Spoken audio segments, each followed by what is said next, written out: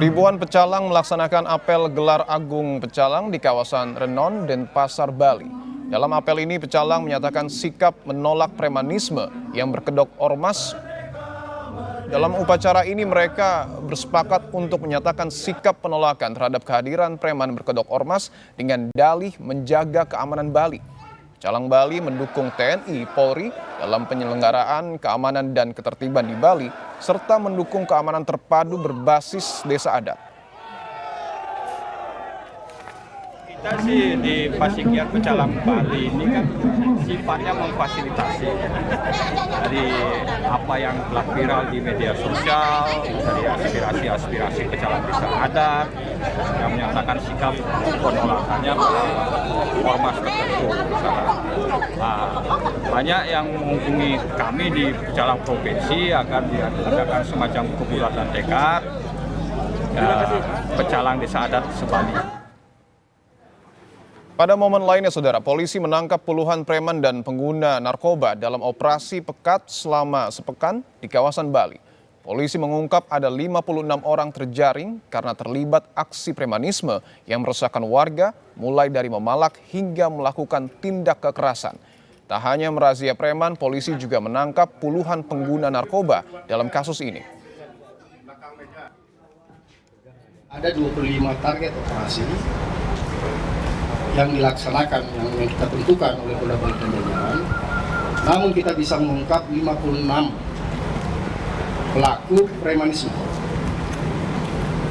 Dan 56 kasus, jadi 25 target operasi dan non target.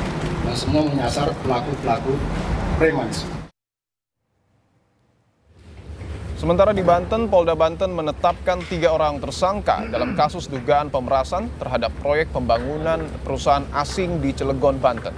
3 orang yang telah ditetapkan sebagai tersangka yakni Muhammad Salim yang menjabat sebagai Ketua Kadin Cilegon, Ismatullah Ali sebagai Wakil Ketua Kadin Bidang Industri, dan Rufaji Jahuri sebagai Ketua Himpunan Nelayan Seluruh Indonesia, Kota Cilegon. Selain menetapkan 3 orang tersangka yang merupakan pengusaha lokal, polisi juga menyita barang bukti berupa video dan pesan ajakan Ketua Kadin kepada para saksi ke lokasi proyek.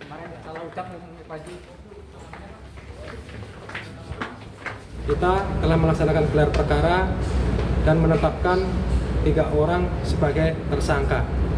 Adapun 3 orang tersebut, yang pertama adalah saudara IA, yang mana yang bersangkutan adalah Wakil Ketua Kadin Bidang Perindustrian, yang mana perannya adalah menggebrak meja dan meminta proyek 5 triliun untuk Kadin tanpa lelang.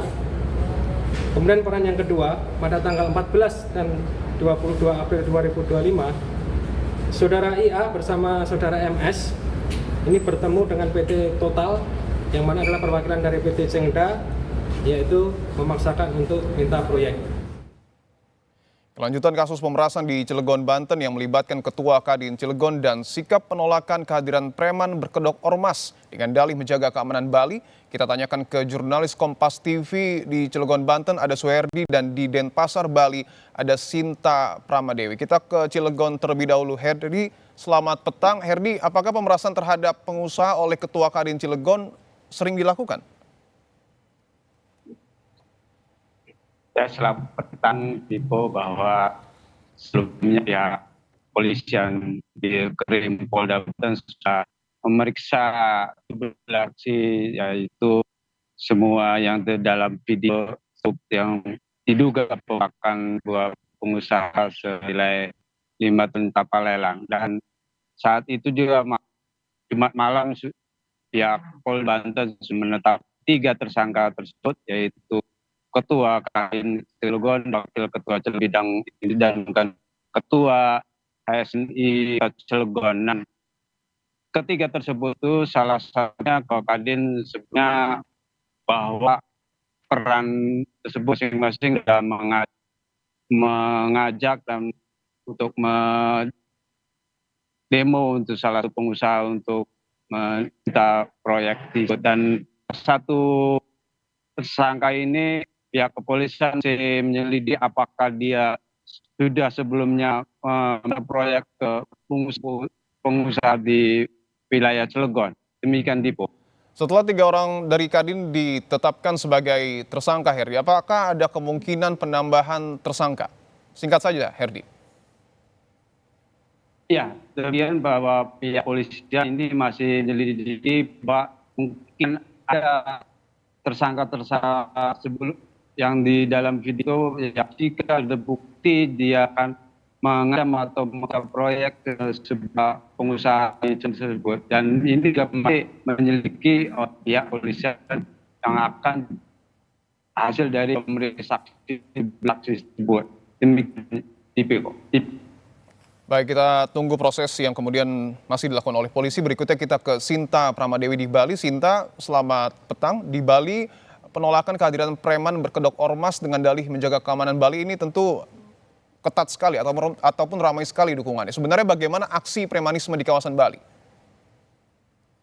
Ya, baik Dipo dan juga saudara, sesungguhnya kondisi ataupun situasi di Bali ini sangat kondusif selama ini dengan pengamanan yang dilakukan oleh pihak kepolisian, pihak TNI, kemudian juga ada dari keamanan adat yaitu melalui pecalang, yang dimana saat ini di Bali itu ada lebih dari 13.000 pecalang yang melakukan keamanan dari 1.500 lebih desa adat yang ada di Bali. Nah, ini memang sudah sangat terbukti dengan berbagai kegiatan event-event internasional yang diselenggarakan di Bali bahwa keamanan Bali ini sudah terjaga, dan tentunya memang aktivitas premanisme ini beberapa waktu lalu Gubernur Bali juga Wayan Koster sudah menyatakan tegas begitu akan menindak tegas para premanisme ataupun premanisme yang berkedok sebagai ormas seperti itu kepada dan ini juga disampaikan oleh pihak kepolisian juga, dan beberapa waktu yang lalu juga pihak kepolisian sudah melakukan